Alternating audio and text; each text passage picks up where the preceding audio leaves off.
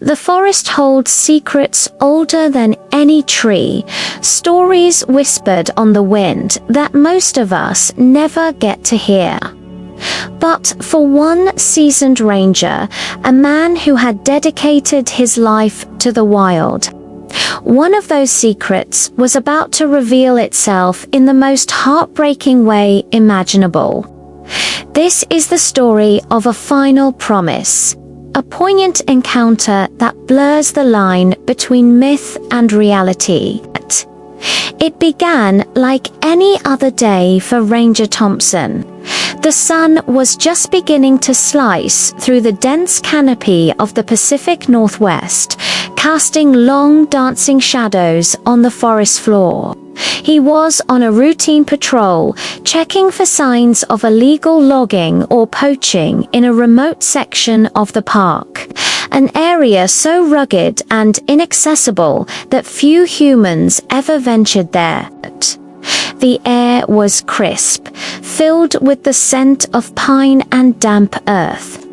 But as he went deeper, an unusual silence fell over the woods. The birds stopped singing. The squirrels ceased their chattering.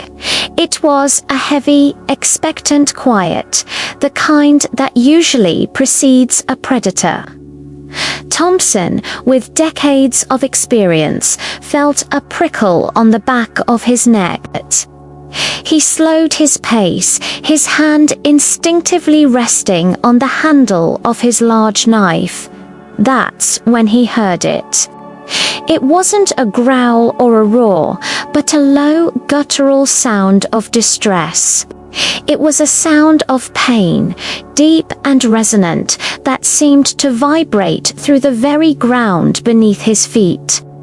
Cautiously, he pushed through a thicket of ferns, and what he saw stopped him dead in his tracks. There, slumped against the base of an ancient redwood, was a creature he'd only heard about in hushed tones around campfires. A figure from local legends and blurry photographs. It was immense, at least 8 feet tall, covered in matted, dark brown hair. Its broad shoulders heaved with ragged breaths, and one of its massive arms was wrapped around its torso. This was a Bigfoot, and it was dying. Thompson's training screamed at him to back away, to call for backup, to treat it as a threat. But his heart saw something else. It saw a living being in its final moments, alone and in agony. The creature's eyes, deep-set and surprisingly intelligent, met his. There was no aggression in that gaze, only a profound wariness and a flicker of something that looked like recognition. Slowly, as if approaching a wounded deer, Thompson raised an empty hand. He spoke in a low, calm voice, the way he would to a spooked animal. He took a hesitant step forward. The creature didn't move, its breathing growing shallower. As he got closer, he could see the cause of its suffering. A deep, infected gash ran across its side, likely from a fall or a territorial fight. The scent of sickness hung heavy in the air. Thompson knelt a respectful distance away. He didn't have the medical supplies to help, and even if he did, he knew it was too late. All he could offer was his presence. He just sat there, a silent vigil in the heart of the ancient forest.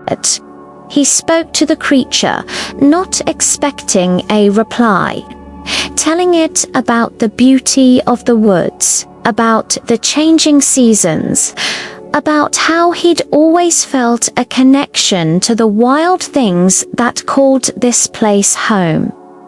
The creature's eyes never left his face. It seemed to listen. its massive head tilting slightly.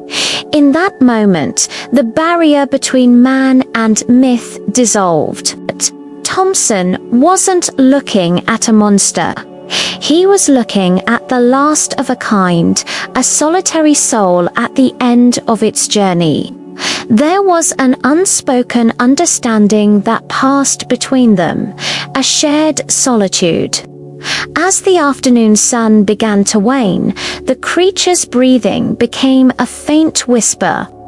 It extended its huge hand-like appendage, not in a threatening way, but as a final gesture.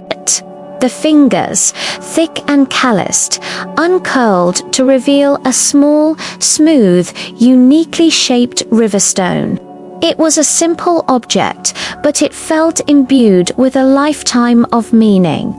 The creature pushed it gently across the forest floor toward Thompson. Thompson understood.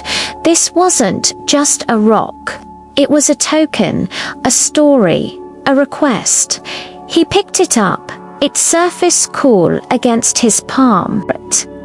He looked into the creature's fading eyes and made a silent promise.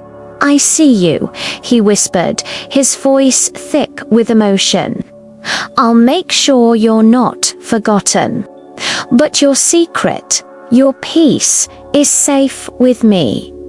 A look of what could only be described as relief washed over the creature's weathered face. It let out one final, soft sigh, and then was still. The great chest ceased to rise and fall. The ancient eyes closed for the last time. The silence that followed was even more profound than before. Thompson sat there for a long time as dusk settled, a lone human mourning a legend. He knew what he had to do. He couldn't report this. The discovery would cause a media frenzy, a circus. Scientists, hunters, and curiosity seekers would descend on this sacred place, turning it into a spectacle. They would poke and prod, desecrate the body, and destroy the very wilderness the creature had embodied. It would betray the quiet dignity of its life and death. So, using his bare hands and a sturdy branch, Thompson spent the rest of the night burying the great creature.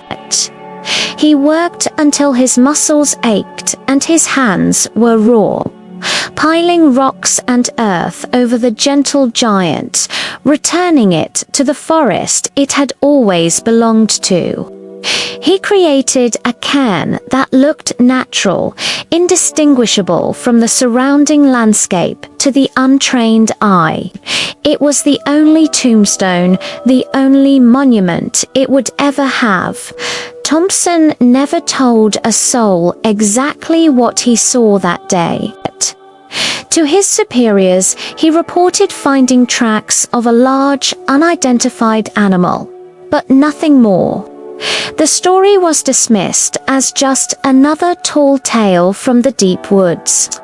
But every year on the anniversary of that encounter, he would hike back to that remote clearing. He'd stand before the unmarked grave, take the smooth river stone from his pocket, and silently pay his respects. He had kept his promise. The creature wasn't just a monster from folklore. It was a fellow being who, in its final moments, simply wanted to be seen.